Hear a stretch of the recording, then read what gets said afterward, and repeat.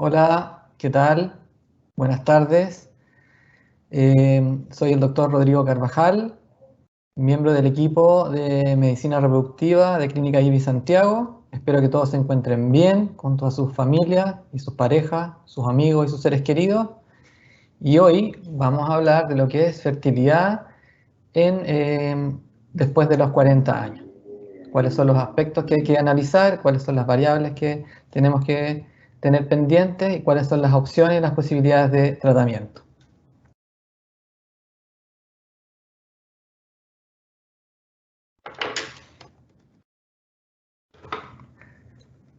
Entonces, a modo de introducción, lo que sabemos es que nuestros padres, nuestros abuelos, tenían hijos más jóvenes y teníamos más hijos. O sea, tenemos más tíos, tenemos más hermanos. Y esto es porque ha ido disminuyendo el número de hijos por familia. Eso es lo que se llama disminución de la natalidad. Y esto es constante desde la década de los 60, cuando se inventaron los anticonceptivos. Entonces ahí las parejas se independizaron de lo que es las relaciones de las relaciones sexuales. En el fondo, uno ya puede decidir y planificar la familia. Pero hemos llegado a un extremo en el cual ha disminuido mucho la natalidad, hemos postergado mucho el primer embarazo y la natalidad, y hoy en día es al revés, digamos, nos cuesta lograr embarazo. Eso es lo que nos está pasando, no llega el embarazo. Entonces, el ser humano es una especie que es poco fecundo. Las tasas de embarazo mensuales, o sea, la probabilidad de que una pareja logre embarazo en un solo mes es un 20%. Pero hay múltiples factores que pueden impedir o disminuir la capacidad de lograr embarazo. Y lo otro es que la postergación de la maternidad implica la disminución de la fertilidad por ciertas variables que ahora vamos a analizar. Entonces aquí podemos ver que en la medida que pasan los años, las décadas, la edad del primer embarazo va aumentando. Entonces, nuestros padres o nuestros abuelos, la edad del primer embarazo fue alrededor de los 20-25 años, que justamente coincide con las edades más fértiles. Las edades más fértiles en la especie humana son entre los 20 y los 30 años. Después de los 30 años empieza a disminuir la fertilidad y después de los 35 años la disminución de la fertilidad es aún más rápida. Y lo que vemos actualmente es que la edad del primer embarazo es alrededor de los 32 años, justo cuando empieza a disminuir la fertilidad. Y eso tiene algunas razones psicosociales, tiene que ver con la vida, con los estilos de vida actual. Nosotros hemos priorizado, y lo cual es muy válido también, priorizado el desarrollo profesional, nuestra carrera, nuestras relaciones personales, el desarrollo de la pareja, pero lo cual eso implica tiempo. O sea, si nosotros queremos invertir en nuestra vida personal, eso también implica postergar la maternidad muchas veces. Pero el reloj biológico es implacable en eso. Nosotros hasta el momento no tenemos cómo independizarnos del reloj biológico del ovario. Entonces, la emancipación reproductiva de las mujeres se ve en la década de los 60 fue con los anticonceptivos. Pero hoy en día la revolución en reproducción es cómo independizar el deseo de lograr embarazo con la edad. Y hasta el momento eso es muy difícil. Se ha postergado la edad del embarazo porque es difícil encontrar pareja, hay aumento en el índice de divorcio y también es caro tener hijos. Entonces uno busca estabilidad emocional, estabilidad económica, estabilidad laboral y recién en ese momento uno planifica el embarazo. Pero el reloj biológico sigue corriendo. Y eso implica que actualmente hay un aumento en la incidencia de infertilidad, tanto en Chile como en el mundo. Esto es algo que se ha notado en los países desarrollados, pero nosotros también lo estamos viendo hoy en día en Chile. Que alrededor del 15% de todas las parejas en edad fértil pueden tener alguna dificultad para lograr embarazo. Se define infertilidad como la incapacidad de lograr embarazo después de un año sin métodos anticonceptivos y relaciones sexuales regulares. Eso en términos generales. Sin embargo, se deben ajustar estos tiempos en pacientes de más de 35 años los cuales debiéramos consultar a los 6 meses y en pacientes de más de 40 años consultar inmediatamente, que es el tema que estamos conversando hoy. ¿Por qué consultar inmediatamente? Porque hay una disminución severa de la reserva ovárica y una disminución también en la probabilidad de lograr embarazo, y es mucho más frecuente la infertilidad en alrededor de los 40 años. Y es lo que vemos acá en estos gráficos, es que la fertilidad o la capacidad de lograr embarazo anual va disminuyendo muy rápidamente después de los 35 años, y la prevalencia de infertilidad, que es la incapacidad de lograr embarazo, en pacientes de más de 35 años y sobre los 40 es alrededor de un 30%, que es el doble de lo que yo les había dicho. En población general es un 15%, pero en pacientes de más de 35 años es el doble. ¿Sí? La fertilidad depende de muchos factores. ¿Sí? Depende de los estilos de vida, hay factores de riesgo, por ejemplo, fumar, factores genéticos, hay antecedentes familiares de infertilidad, menopausia precoz, antecedentes, algunas enfermedades genéticas, endometriosis, estilos de vida poco saludables, infecciones de los órganos internos, infecciones de las trompas o del útero, pero lo que más hoy en día uno ve es el impacto que tiene la edad. El aumento o la postergación de la maternidad significa lograr embarazo a edades más avanzadas, es uno de los principales factores que uno ve como causales de infertilidad. Y eso se explica porque las pacientes nacen con una cantidad de óvulos limitada, y eso se llama reserva ovárica. El ovario, cuando las pacientes, al nacer, las mujeres al nacer, nacen con una cantidad de óvulos que es alrededor de 2 millones de óvulos.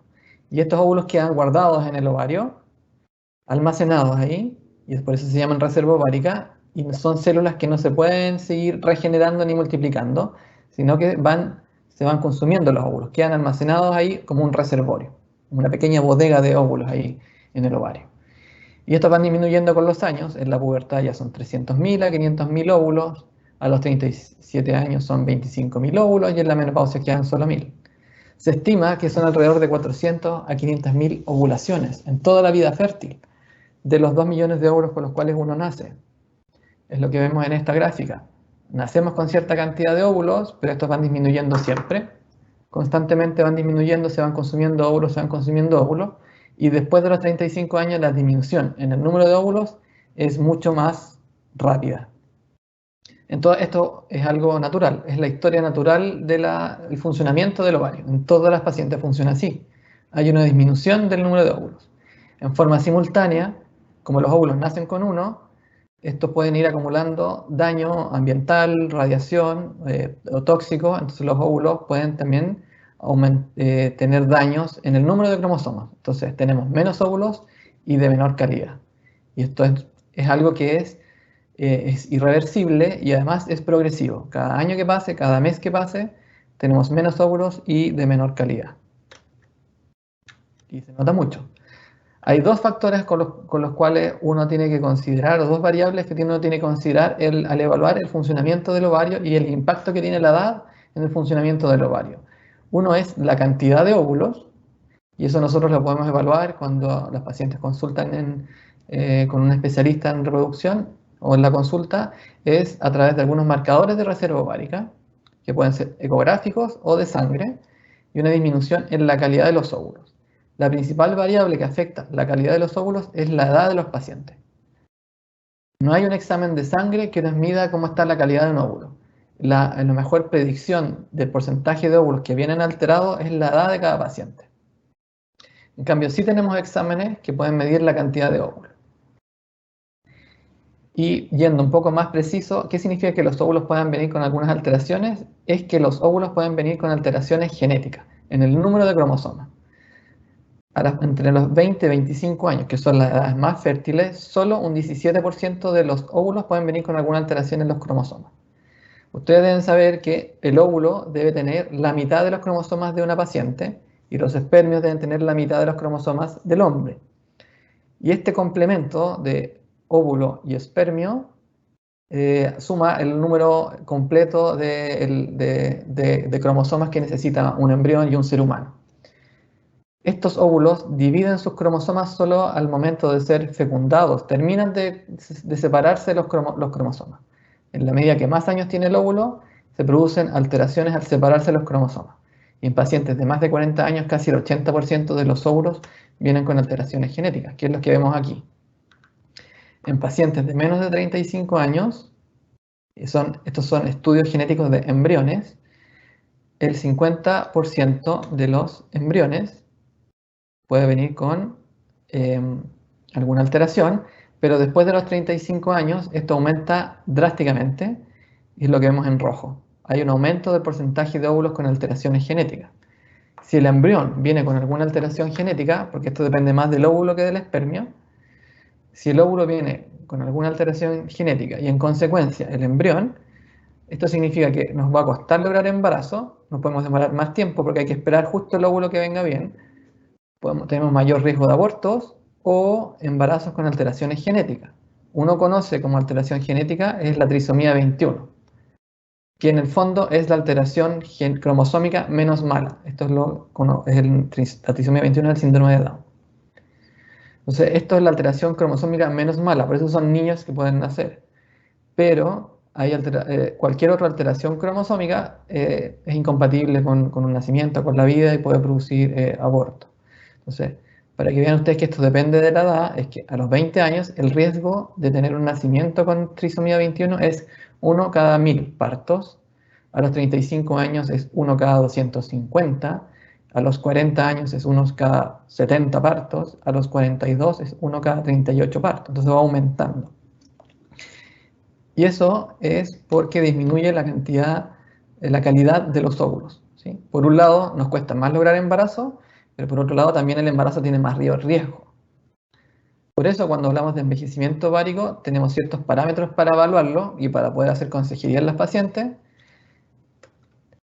Tenemos exámenes que son las mediciones de hormona antimileriana y la ecografía para contar los óvulos. Y otra variable es la edad. En la medida que más edad tiene una paciente, mayor probabilidad de que nos cueste lograr embarazo, que tengamos infertilidad o que tengamos el riesgo de tener enfermedades con alteraciones genéticas. Y aquí tenemos dos posibilidades de tratamiento para ayudar a nuestros pacientes. Una es recomendar una fecundación in vitro, y ahora les voy a explicar cómo se hace y por qué es bueno hacerlo. Y otro es pensar en ovodonación, eso ya estaría indicado cuando tenemos una disminución muy severa de la cantidad de óvulos o cuando el riesgo de que los óvulos vengan con alteraciones es demasiado alta. Entonces vamos a partir hablando por lo que es la fecundación in vitro. Entonces, que la fecundación in vitro es una técnica que consiste en fecundar en el laboratorio gametos, es decir, un óvulo con un espermio. Y cuando el embrión es maduro, poder implantarlo dentro del útero. Para eso, nosotros tenemos que modificar un ciclo menstrual. En un ciclo menstrual natural, se produce una hormona en una parte muy específica del cerebro que se llama hipófisis. En la hipófisis se produce esta hormona que se llama hormona folículo estimulante. Es la hormona FSH. Esta hormona se libera del cerebro y por la sangre va a llegar al ovario. Y en los ovarios se estimulan unas estructuras que son los folículos que contienen un óvulo en su interior. Ciertos niveles de FSH estimulan que madure solo un folículo. Y básicamente esto es el principio del tratamiento. Si nosotros les administramos FSH en forma de inyecciones, esta hormona va a estimular que crezcan hartos folículos. Y si tenemos hartos folículos, vamos a tener más óvulos y por lo tanto más probabilidades de tener un embrión sano. Porque un embarazo en forma natural produce solo un folículo, solo un óvulo, pero además este óvulo justo tiene que ir a la trompa y además encontrarse con un espermio que fecunde bien, que se desarrolle un embrión y que implante. El embrión se desarrolla en la trompa uterina y entre el día 5 a 7 de vida implanta dentro del útero. Nosotros como tratamientos de fecundación in vitro hacemos el trabajo de la trompa. Captamos un óvulo, lo fecundamos en el laboratorio, desarrollamos un embrión y cuando el embrión es maduro podemos hacer un estudio genético para poder implantarlo sin algún riesgo. Esto tiene ciertas etapas. Una etapa es lograr madurar estos folículos. Como les decía, si nosotros les administramos FSH, que es la hormona que estimula que crezcan folículos, en forma de inyecciones, esta hormona se absorbe por la piel y a través de la sangre va a llegar a los dos ovarios y va a estimular estas estructuras que son los folículos. Al inicio de un ciclo menstrual, los folículos son pequeños. Si los folículos son pequeños, son susceptibles de madurar muchos al mismo tiempo, por efecto de estas inyecciones. Y después de 10 días de tratamiento, aproximadamente, vamos a tener muchos folículos grandes, con óvulos probablemente maduros en su interior. Cuando estos folículos son maduros, y esto se sabe porque hay que hacer seguimientos de foliculares, que son ecografías para ir midiendo la maduración de los folículos, vía vaginal, y esto es con sedación, es un tipo, es una anestesia general más superficial, vía vaginal, nosotros con una aguja y ya con ecografía vamos pinchando los folículos, se aspira el líquido, el contenido de los folículos, que es un líquido que contiene un óvulo en suspensión. Este líquido se aspira, se junta una presión que está controlada para no dañar los óvulos, y los óvulos se van juntando en unos tubos especiales de ensayo y se van juntando el líquido donde van los óvulos. Y en el laboratorio uno puede hacer dos técnicas de fecundación in vitro. Es juntar el óvulo con el espermio en unos cultivos, en unas incubadoras, o lo que es la técnica ICSI, que es inyectar un espermio de la pareja o de un banco de espermio. Uno tiene que seleccionar el mejor espermio, que tenga mejor forma y mejor movilidad, y se inyecta directamente dentro de un óvulo. Y esto es lo que se llama ICSI. Entonces acá tenemos un espermio que los biólogos saben seleccionar y inyectan directamente dentro de un óvulo, y este es un óvulo maduro. Y esto se llama ICSI, que es un tipo de fecundación in vitro especialmente indicado en tratamientos de reproducción. Cuando uno fecunda los óvulos, que sería esto de acá, después tiene que desarrollarse como embriones. Tenemos un embrión de un día de vida aquí, 2, 3, 4 y 5 días de vida, se llama blastocisto. Es lo mismo que estamos viendo acá en esta incubadora que se llama Embryoscope, que tiene una tecnología time-lapse, en la cual va tomando fotos cada ciertos minutos, y así uno puede ver el desarrollo embrionario sin sacar los embriones de la incubadora, lo cual permite tener unas mejores condiciones de desarrollo de un embrión de cultivo para que no se enfríen y tener embriones de mejor calidad, que finalmente es lo que vemos acá. Este es un embrión, tiene una parte que se llama macizo celular interno, que va a ser más adelante el feto, y la parte externa se llama trofoctodermo, que es lo mismo que se ve aquí. Es un emblastocisto que se está expandiendo, tiene el macizo celular interno en esta porción, y estas son células del trofoctodermo que a futuro serán placenta. Ambas porciones del embrión vienen de la misma óvulo y espermio, de la misma célula, por lo tanto son genéticamente iguales. Uno puede tomar una muestra de esto, bueno, eso lo hacen los biólogos, no uno, que es lo que vemos acá. Entonces la zona pelúcida es la envoltura que tiene un embrión, este es el macizo celular interno, estas son células de la placenta o trofoctodermo. Con esta luz, que es un láser, una forma muy precisa y delicada, los embriólogos cortan sin dañar al embrión un número de células que son 3 a 4 células. A estas células se les extrae el ADN y el embrión lo dejamos guardado para hacer este análisis que se llama estudio genético preimplantacional. Si recuerdan, yo les decía que con la edad disminuye la cantidad y la calidad de los óvulos. Después de los 40 años hay un porcentaje de los óvulos, que pueden ser un 70% de los embriones que pueden venir con alteraciones en el número de cromosomas. El embrión puede verse muy bonito al microscopio, pero puede igualmente venir con alteraciones genéticas que, si no lo sabemos, puede significar en no embarazos o pérdidas. Por lo tanto, se ha demostrado con estudios que esto no daña el embrión y de hecho aumenta las tasas de embarazo, porque hace que el tratamiento sea más eficiente. Uno implanta un embrión que sabe que viene bien, disminuye las tasas de aborto. Por lo mismo, si el embrión viene sin alteraciones genéticas, nos evitamos un aborto, porque la evolución natural de un embarazo con alteraciones cromosómicas es una pérdida, a menos que sea una trisomía 21. Y disminuye el tiempo necesario para lograr un nacimiento, porque como hacemos el tratamiento más eficiente, embarazamos más rápido, y por lo tanto el embarazo llega antes. Una vez que sabemos que el embrión es cromosómicamente sano, se prepara el útero en su interior, que se llama endometrio, que es el tejido en el cual uno se puede recibir el embarazo, el embrión. No podemos colocar el embrión en cualquier momento de un ciclo menstrual. El endometrio en su interior se prepara con algunas hormonas, que son las mismas hormonas que produce el ovario, solo que nosotros las vamos a administrar en forma controlada. Y acá vemos una ecografía donde se ve el endometrio en su interior. Y cuando tenemos el endometrio preparado con estas hormonas que son los estrógenos y la progesterona, transformamos el endometrio a un endometrio receptivo. Tiene que coincidir con los mismos días de maduración del embrión. A través del cuello del útero podemos depositar este embrión en forma muy delicada. Esto es sin anestesia, es muy similar a lo que es un Papa Nicolau. O sea, tenemos que colocar el espéculo a través del cuello del útero. Esto lo hacemos guiado por ecografía para, en forma más precisa, colocar en la parte más receptiva del útero el embrión. Y un embrión que viene con estudio genético tiene unas probabilidades de embarazo alrededor de un 60% por cada embrión genéticamente estudiado, cromosómicamente estudiado. La idea de estos tratamientos es implantar un embrión, pero muchas veces tenemos otros que se pueden guardar para futuro, ya sea para un segundo embarazo o en el caso que desean postergar la maternidad, también podemos guardar embriones, porque también podríamos guardar óvulos. Es una de las alternativas que tenemos en pacientes que desean postergar la maternidad.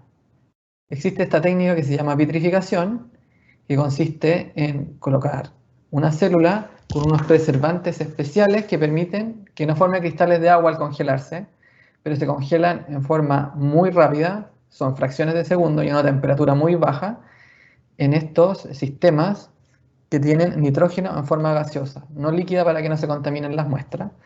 Y esto permite congelar muy rápido un óvulo o un embrión y conservar su calidad indefinidamente por el paso del tiempo. Esta es una de las técnicas que permite detener entonces el reloj biológico del ovario. Yo les decía que no hay forma de detener el avance del reloj biológico o de la edad o del tiempo en el ovario. La única forma sería congelando embriones o también óvulos. ¿Cuáles son las probabilidades de embarazo si nosotros hacemos un tratamiento de fecundación in vitro? Si el embrión viene con estudios genéticos, esta probabilidad de embarazo es un poco más alta, es alrededor de un 60%. Dos embriones serían 75%, que significa una segunda transferencia embrionaria, y tres embriones, que sería una tercera transferencia embrionaria, 85% de embarazo acumulativo. ¿Sí? Ahora, ¿qué pasaría en una paciente que por su edad o por alguna condición médica, ya sea operaciones de los ovarios, enfermedades autoinmunes, antecedentes genéticos, tenemos una disminución de la reserva ovárica muy baja, un porcentaje de los óvulos que vienen alterados por el avance de la edad, o ya directamente en una insuficiencia ovárica precoz o una menopausia precoz? ¿Qué pasa si no puedo embarazarme con mis propios óvulos? Entonces ahí tenemos otras alternativas. Porque con la edad, y es lo que lo podemos ver en esta gráfica, es que a los 38 años un 55% de nuestros embriones pueden venir anormales. Esto es importante considerarlo porque nosotros podemos tener hartos óvulos, hartos embriones, pero no podemos obviar la edad que uno tiene, nuestra edad biológica. Puedo ser muy sano, pero igual tengo una edad biológica o cronológica. Puedo tener 100 embriones, pero igual el 55% viene con alguna alteración genética. Entonces no es solo tener una cantidad de óvulos adecuada, sino qué porcentaje de estos embriones pueden venir sanos. A los 39 años un 60% vienen normales, a los 40 un 66%, a los 41 un 70% y así va aumentando. Y en pacientes de más de 45 años, casi más del 90% de los embriones vienen con alguna alteración genética. Entonces después de los 45 años es muy difícil lograr embarazo con mis propios óvulos. En esos casos nosotros recomendamos los tratamientos de ovodonación. Porque esto también es importante como pronóstico cuando uno plantea la opción de hacer un tratamiento. Porque no todos los pacientes, aunque nosotros hagamos estudios genéticos de los embriones, vamos a lograr encontrar uno sano. ¿Sí? Entonces, por ejemplo, a los 42 años, si nosotros hacemos un tratamiento de fecundación in vitro, el 26% de las pacientes logra tener un embrión sano. Quiere decir que hay un 80% de las veces que pacientes no logran un embrión sano. Y a los 43 años o más, solo un 10% de los pacientes puede lograr un embrión sano para implantar. Ahora, esto lamentablemente pasa o afecta el tiempo, nos afecta en el ovario, no en el útero. Y esto está demostrado porque las probabilidades de embarazo, si nosotros tenemos un embrión cromosómicamente sano, se mantienen en el tiempo. Incluso en los tratamientos de ovodonación, en los cuales nosotros hacemos tratamientos con los óvulos de otra persona, pero los implantamos en la paciente, las probabilidades de embarazo son las mismas independientes del tiempo, que es lo que vemos acá. En cambio, con óvulos propios va disminuyendo después de los 35 años y después de los 40 disminuye más rápido. Pero con embriones cromosómicamente sanos o con óvulos donados, las probabilidades de embarazo se mantienen en el tiempo.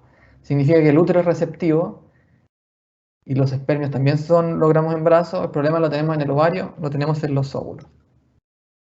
Entonces, cuando no tenemos óvulos, una de las alternativas es pensar en gametos donados.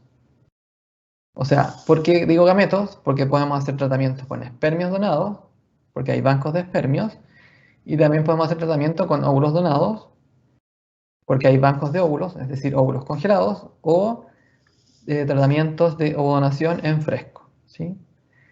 Entonces, ¿en qué consisten estos tratamientos de ovodonación? Son tratamientos en los cuales nuestro paciente sería la receptora, porque sabemos que el útero no se afecta, es receptivo en el tiempo, por el paso de los años. O sea, el útero es fértil con los años, a menos que tenga alguna alteración severa como cicatrices, miomas, adherencias en el útero. Pero si no tiene ninguna patología, el útero, incluso en pacientes sin ovarios y en menopausia, es fértil y receptivo. Los tratamientos de ovodonación consisten en buscar una donante que sea lo más parecido a nuestro paciente, y les voy a explicar ahora cómo se hace eso. Se les dan unos medicamentos que son hormonas para que maduren los óvulos, y estos óvulos se extraen del ovario de la donante, se fecundan con los espermios de la pareja de nuestra paciente o de un banco de espermios. Obtenemos embriones que podemos implantar dentro del útero que estaría receptivo. Es un tratamiento que va en paralelo. Entonces, una de las preguntas que más nos hacen los pacientes es cómo se seleccionan las donantes. Ahora, esto tiene todo un protocolo y hay una unidad clínica IBI, una unidad de donación específica, especialmente dedicada a esto y preparada para esto. No cualquier persona puede ser donante. Hay una base de datos donde nosotros vamos registrando las donantes que son aptas, ¿ya? Requieren hacer una entrevista médica para descartar antecedentes personales, antecedentes de familiares, se hace una entrevista con una psicóloga para evaluar que sea una buena candidata. Hay exámenes médicos, es evaluado por médicos, donde nosotros registramos el recuento de folículo, las características físicas, exámenes médicos, examen físico, y se hacen exámenes de sangre, que son exámenes genéticos para descartar enfermedades genéticas, ya sea enfermedades de portabilidad genética como enfermedades recesivas o de cariotipos y de exámenes de infecciones. Y todo esto son distintas etapas que tenemos que ir superando, y cuando superamos toda esta etapa, la donante clasifica como para ser opción de asignarse como donante. Entonces, nosotros tenemos todo un protocolo, sabemos que no vamos a encontrar a nadie que sea igual a nuestra paciente, como una alma gemela o alguien igual a alguien, a una persona, pero nosotros lo que buscamos, o lo que las pacientes buscan, es que primero que el tratamiento sea seguro, que esté bien hecho, que sea seguro para las parejas, y bueno, tener un hijo sano. Eso implica tener un hijo sano y lograr una familia sana. Entonces, para eso nosotros registramos las características físicas en un consentimiento informado, que son el peso, la talla, el grupo sanguíneo, características físicas como color de piel, el color de pelo, la textura del pelo, el color de ojos. Y hay un software que es de inteligencia artificial que se llama Perfect Match, en el cual nosotros tenemos que tomar una foto del rostro y se hace una biometría del rostro para registrar todas las características de las dimensiones del rostro como si fuera una huella digital, y a través de este programa se puede asignar con la donante la compatibilidad. Entonces, para asignar una donante, podemos hacerlo a través del escáner biométrico, las características físicas generales y la compatibilidad genética, descartando enfermedades genéticas recesivas, a través de test de compatibilidad genética. A la donante, una vez que es asignada, se les hace el tratamiento con medicaciones para que crezcan los óvulos. Estos óvulos crecen y en la ecografía uno ve el ovario con estos folículos, estos círculos negros son folículos que contienen un óvulo dentro. Cuando son grandes, se extraen los óvulos. Nosotros les avisamos a la paciente que los óvulos están listos, que cierto día, que sería el día 0, se van a extraer los óvulos para que la pareja venga a dejar la muestra de espermio para fecundarlos. Y sabemos que al fecundar estos óvulos, 5 días después, va a ser la transferencia embrionaria. Entonces nos permite hacer coincidir la maduración de los óvulos, la maduración de los embriones con la maduración del endometrio para que sea receptivo. Y así implantamos a través del cuello del útero y logramos el embarazo. Los tratamientos de ovodonación son los tratamientos que tienen las probabilidades de éxito más altas. Sabemos que no es el tratamiento ideal perfecto, pero aún así es el que tiene chances de embarazo mayores. Probabilidades de embarazo con un embrión entre 60 y 70%. Si tenemos 2 o 3 o 4 embriones, podemos llegar a tasas de embarazo acumulativas sobre el 90%. Por eso les digo que son probabilidades de embarazo mayores. Y la razón es que las donantes tienen entre 18 a 25 años, por lo tanto el porcentaje de óvulos que vienen bien es 80%, tienen reserva ovárica más alta por su edad, por lo tanto tenemos más óvulos y de mejor calidad. Significa que es más probable tener más de un embrión, podríamos tener 3 embriones, y es muy probable que además vengan cromosómicamente sanos, por lo tanto no requiere no es de rutina hacer estudio genético preimplantacional. Tienen tasas de embarazo acumulativas sobre el 90%.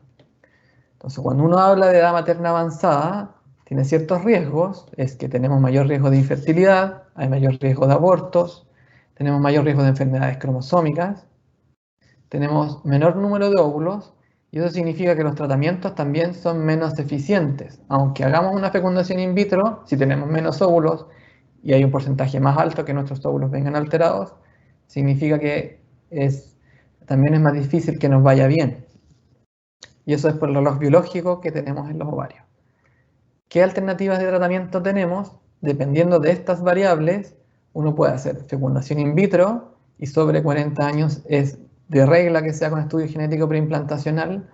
Podemos guardar óvulos, o sea, no necesariamente porque no tenga pareja y a lo mejor no quiere embarazo en el momento, pero si desea postergar la maternidad en todo paciente más de 35 años, y si la va a postergar más de los 40 con mayor razón, que guarde óvulos. Si es que no puede guardar embriones, puede guardar óvulos, porque a futuro va a tener menos óvulos y de menor calidad.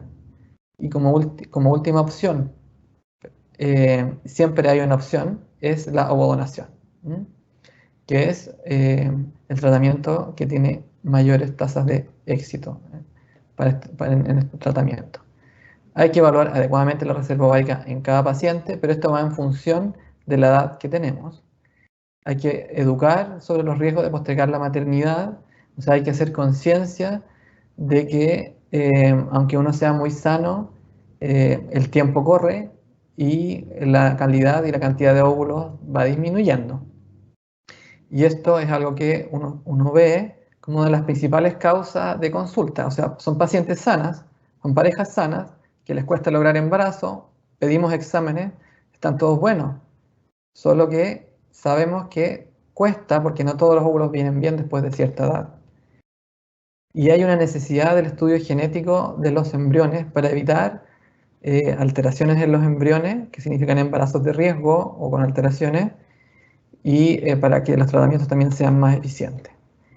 Y existe como opción la ovodonación, y diría yo que es la única opción en pacientes de más de 45 años, y ya sobre los 43, 40 años es uno de los tratamientos que tiene tasas de embarazo mayores.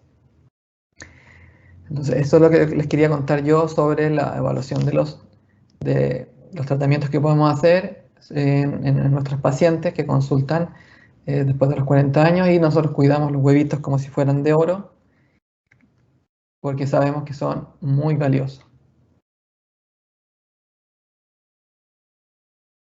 No sé si tienen algunas preguntas. Espero que les haya sido de utilidad.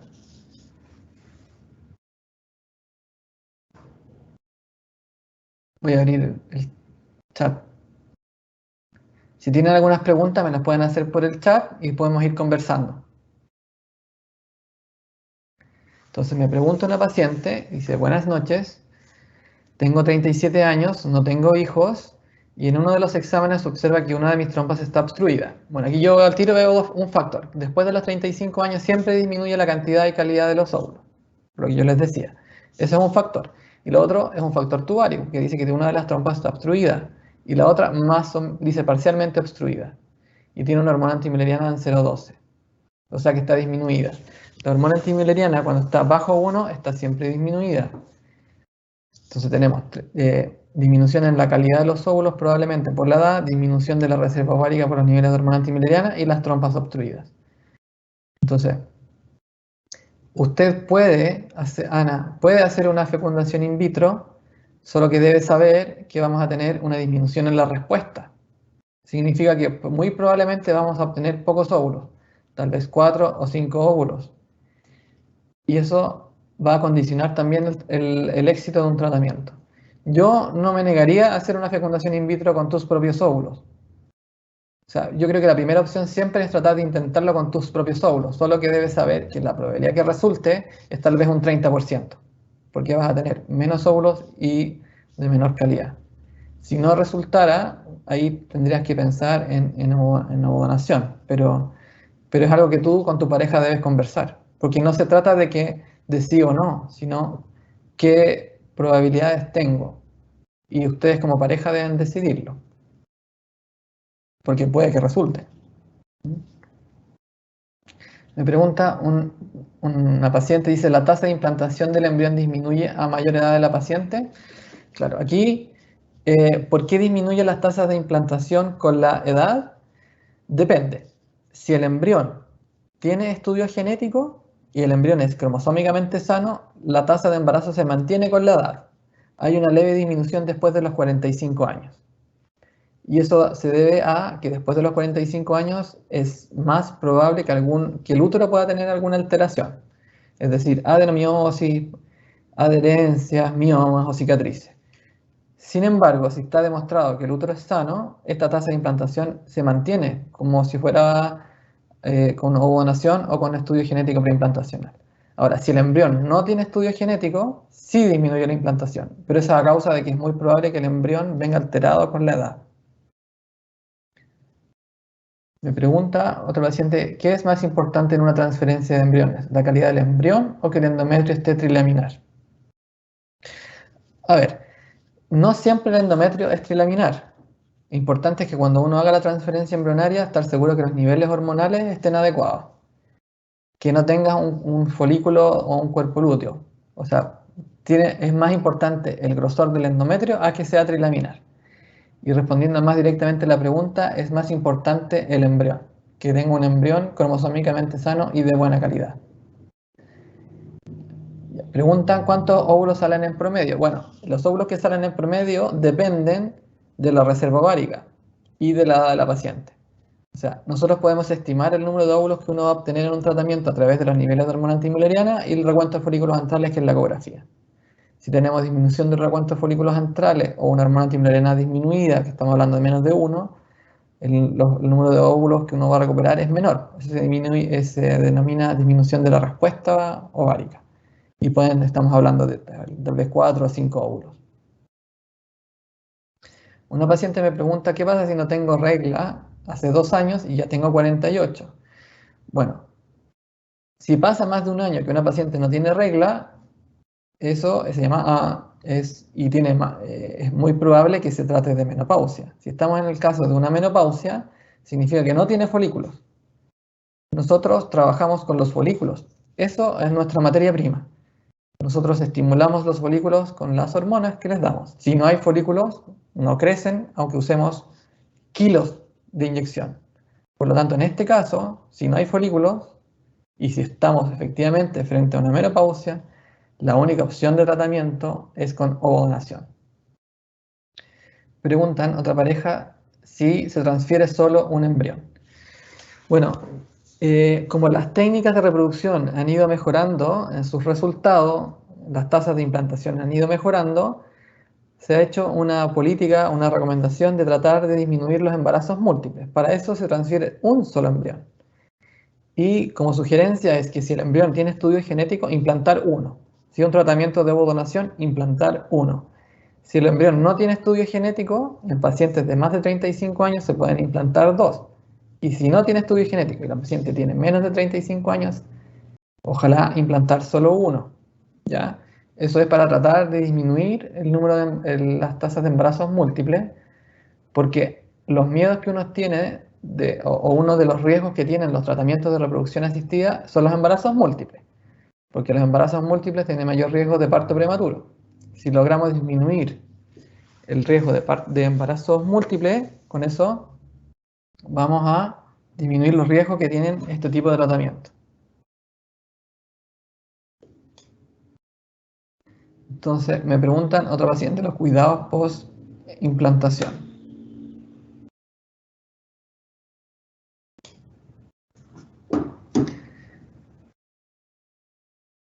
Me pregunta una paciente, ¿cuáles son los cuidados que tengo que tener después de la implantación? Bueno, no está demostrado que el reposo absoluto en cama después de un proceso de transferencia embrionaria aumente las tasas de embarazo.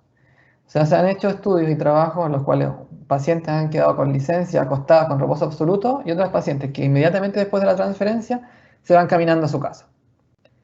Y paradójicamente se vio que los pacientes que se iban caminando a su casa tenían levemente mejores tasas de embarazo. Entonces se concluyó con eso que no es necesario estar acostada 2 semanas sin moverse. No sabemos la respuesta a eso, podría ser tal vez que los pacientes que tratan de hacer su vida lo más normal posible pueden tener menores niveles de estrés y estar un poco más tranquila que estar todo el rato pensando en eso y no moverse, ¿sí?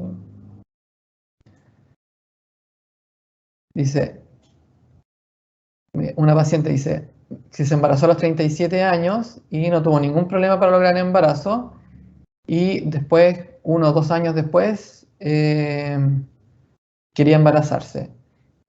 Bueno, después de los 35 años en general nosotros recomendamos hacer estudios genéticos en los tratamientos de fecundación in vitro, porque eso significa que al seleccionar el embrión que venga cromosómicamente sano, mejora la eficiencia del tratamiento, por un lado, hace que sea más costo efectivo, es decir, que nosotros vamos a implantar el embrión que sabemos que tiene probabilidades reales de llegar a término de nacimiento.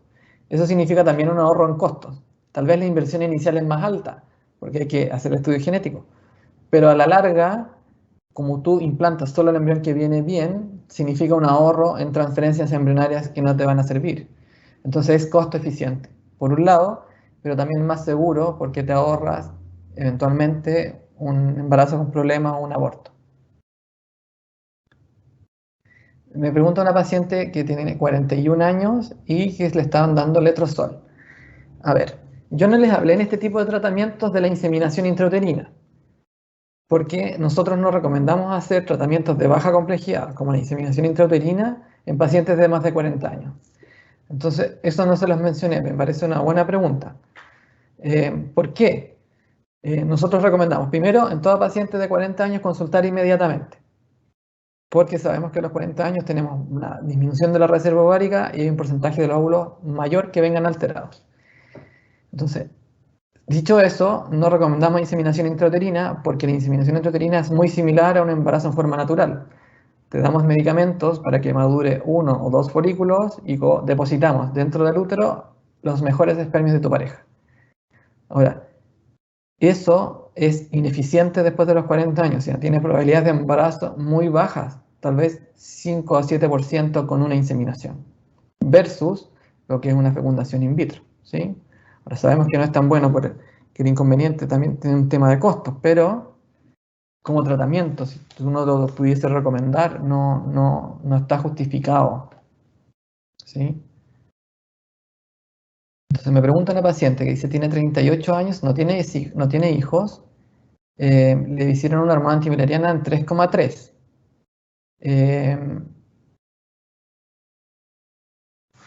Y me dice que ha bajado muy rápidamente. Bueno, efectivamente, la hormona antimileriana, como les decía, baja rápidamente después de los 35 años, pero también baja rápidamente la calidad de los óvulos. Entonces, son las dos variables las cuales uno debe considerar.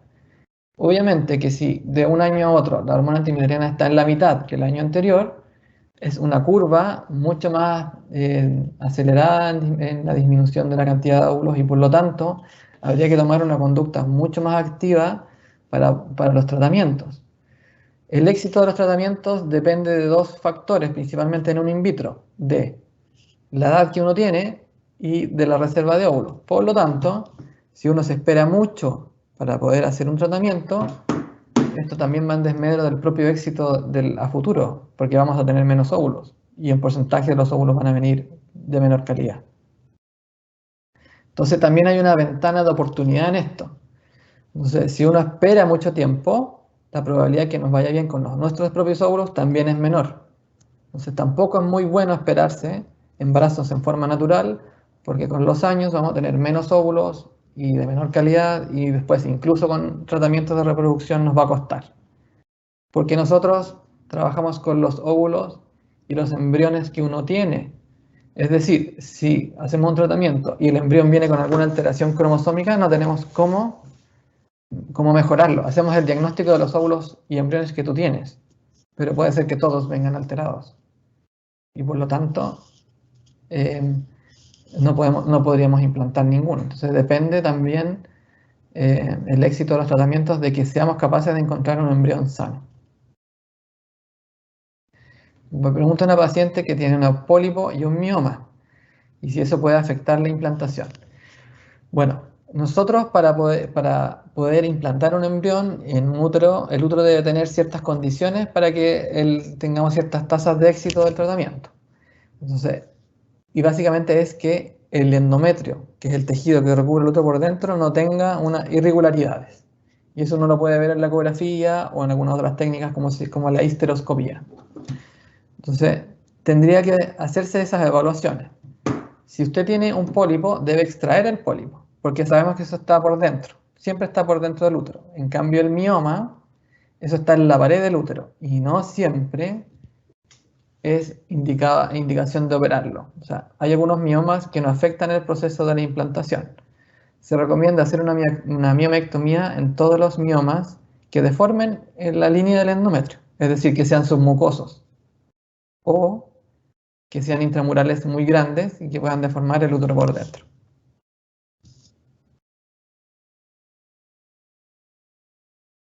Entonces, me pregunta una paciente si tengo una referencia aproximada de cuántos embriones se pueden obtener con ovodonación y si se pueden hacer estudios genéticos en ellos.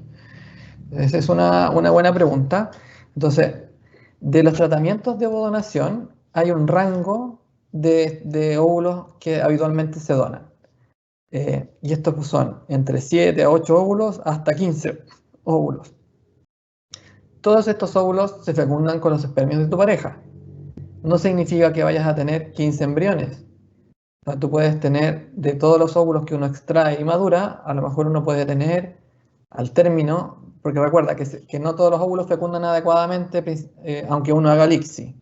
Y después no todos los embriones que uno fecunde se desarrollan como un embrión de buena calidad al término de la semana, porque demoran 5 o 7 días en madurar.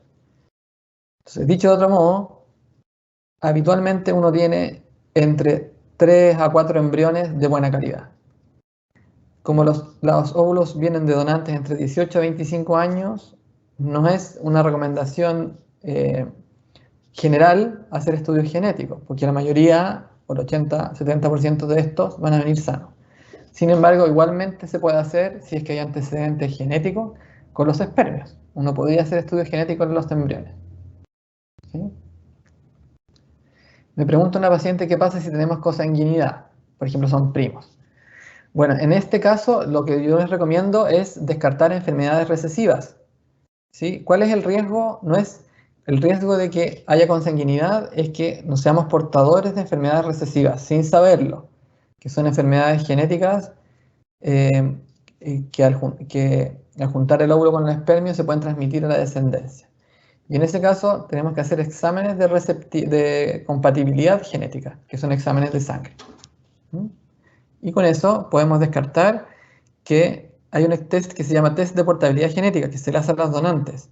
Se descartan 600 enfermedades genéticas que son las más graves o las más frecuentes. Y con eso se puede descartar que la donante, ya sea de óvulos o de espermios, o la pareja, si es que son cosanguíneos, tengan riesgo de transmitir alguna enfermedad genética recesiva a la descendencia. Me pregunta una paciente que se va a hacer donación que aún no se ha vacunado. Paciente contra el COVID. Bueno, les recomiendo que, bueno, aquí hay dos opciones. La recomendación siempre es vacunarse. Y nosotros les recomendamos hacer el tratamiento después de la segunda dosis de la vacuna, esperar idealmente 2 semanas para que tengan la cobertura máxima de la vacuna, la protección máxima de la vacuna. O la otra alternativa es vacunarse con Pfizer después de las 16 semanas. ¿Ya? Bueno, tenemos otras preguntas aquí, pero ya se nos está acabando el tiempo, así que las podemos ir respondiendo después en el chat, pero les agradezco la atención, espero les haya sido de provecho y de ayuda, espero que se sigan cuidando, que ustedes y sus familias estén todos sanos. Bueno, cualquier cosa que necesiten de nosotros, Clínica IBI está dispuesto para ayudarles, así que cuídense mucho y un abrazo grande. Nos vemos pronto. A cuidarse.